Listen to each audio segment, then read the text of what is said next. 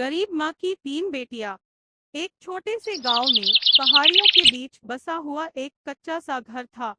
उसमें एक गरीब माँ रहती थी जिसका नाम सरला था। सरला के तीन बेटियां थी, सुमन, राधा और गीता।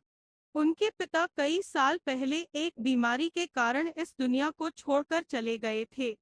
सरला अपनी बेटियों के साथ बड़ी मुश्किल से अपना जीवन गुजार रही थी। संघर्षों भरा जीवन। सरला दूसरों के खेतों में मजदूरी करके अपने परिवार का पेट पालती थी। सुबह से शाम तक मेहनत करने के बाद भी वह मुश्किल से एक वक्त की रोटी जुटा पाती।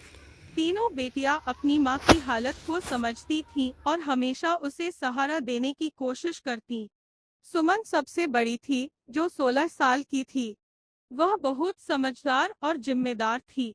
राधा, जो 14 साल की थी, पढ़ाई में होशियार थी और अपने गांव के स्कूल में हमेशा प्रथम आती। गीता सबसे छोटी थी और केवल 10 साल की थी। वह बहुत चुलबुली और मासूम थी। सुमन की जिम्मेदारी। एक दिन सरला बीमार पड़ गई।